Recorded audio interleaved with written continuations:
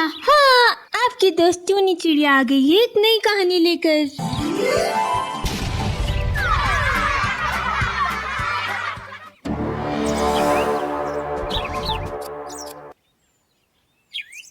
Kanha one नाम का एक बहुत ही सुंदर और समृद्ध जंगल था। उस जंगल में तरह तरह के पक्षी अपने लिए घोंसले बनाकर रहा करते थे।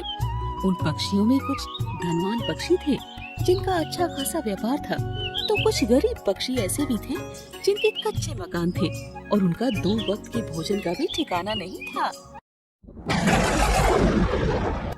एक बार की बात है, कान्हा वन में उस वर्ष बहुत बारिश हो रही थी। बारिश से घबराकर सभी पक्षी बिजली हुए घूम रहे थे। सुंदर चिड़िया ने रोती हुए कहा, सुनते हो, पिछले 2 दिन से लगातार बारिश हो रही है। हमारे घोंसले में तो पानी भी भर गया है। जल्दी कोई मदद न मिली तो हमारा ये कच्चा घर तो इस बार की बारिश में ढह ही जाएगा। अपनी तो वैसे मुझे कोई फिक्र नहीं है, लेकिन इन नन्हे नन्हे बच्चों का चेहरा हर समय मेरी आंखों के सामने घूमता रहता है। क्या करेंगे, कहाँ जाएंगे हम? अरे अब क्या करें सुंदरी, हम गरीबों का यही जीवन है। हमारा जीवन तो 2 वक्त के भोजन के जुगाड़ में ही बीत जाता है। अरे घर बनाने की हैसियत नहीं है मेरी।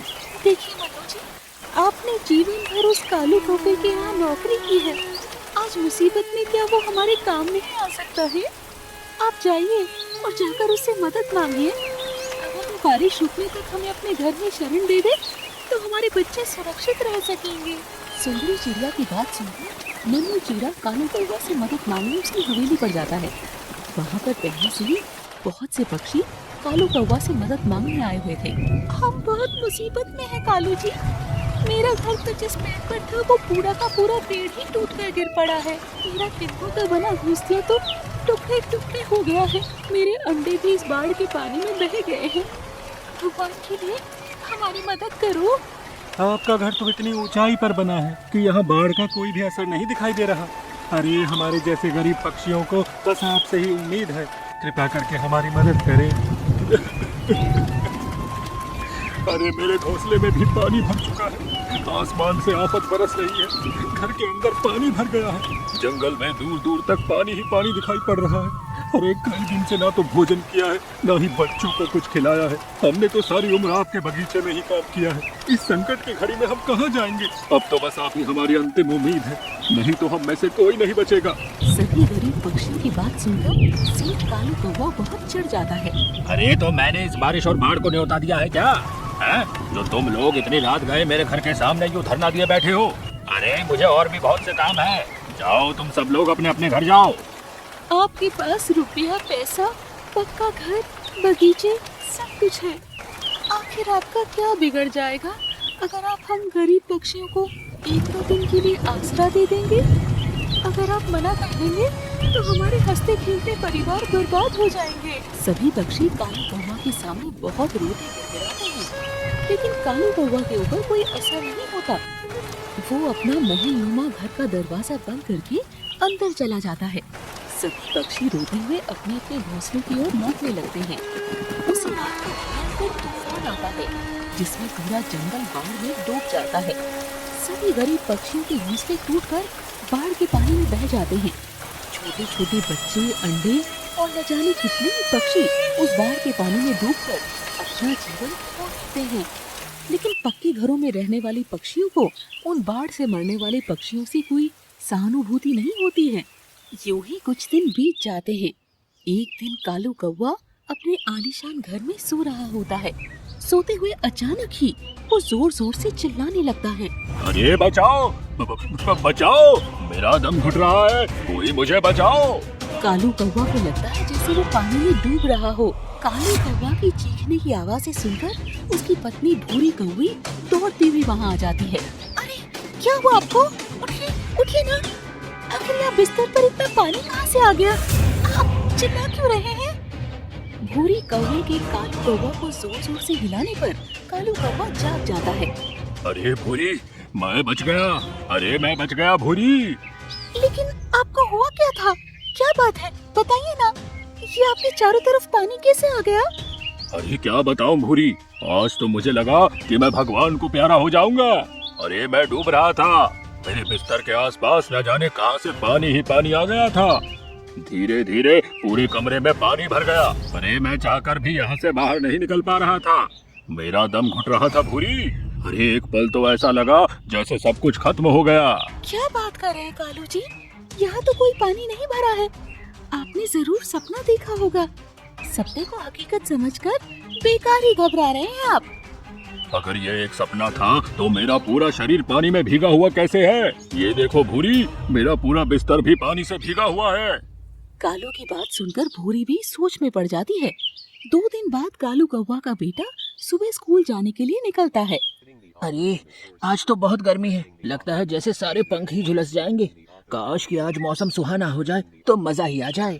कमल कौवा के इतना कहते हैं वहाँ अचानक मौसम बदलने लगता है और एकाएक तेज बारिश शुरू हो जाती है।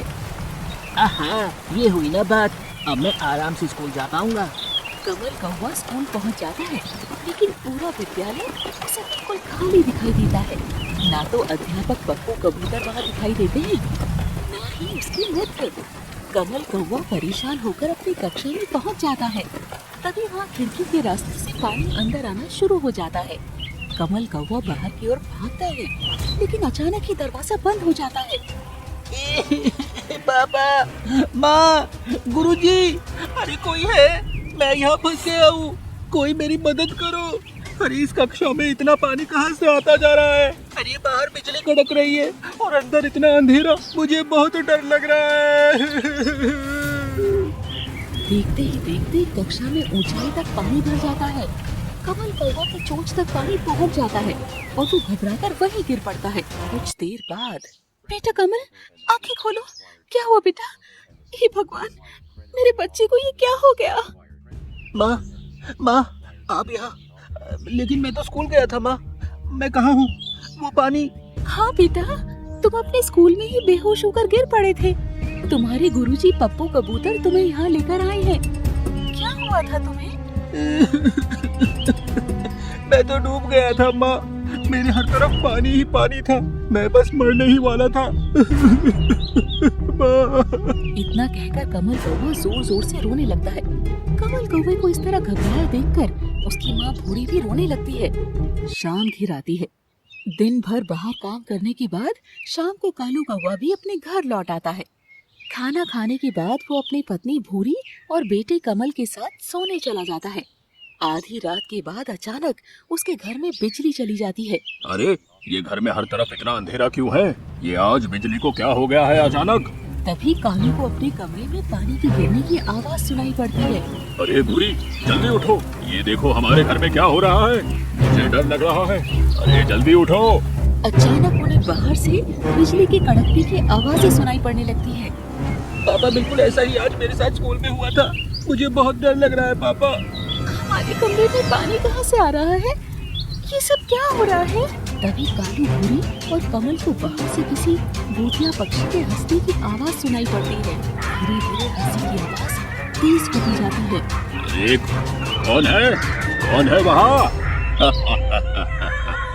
इतनी जल्दी भूल गए? मैं वही गरीब मनु चिड़ा हूँ जिसको तुमने उस बाढ़ की रात मदद करने से इनकार कर दिया था। आज मैं सारे गरीब पक्षियों की मौत का बदला तुझसे लेकर रहूंगा।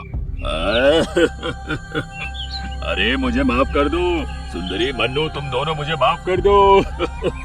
आज तुझे पता चलेगा अपने सामने अपने परिवार को मरता देख कैसा लगता है। उस अंधेरी रात में जब बाहर बिजली कड़क रही थी और हम सब उस पानी में डूबकर मर रहे थे, तू चैन से अपने घर में सो रहा था।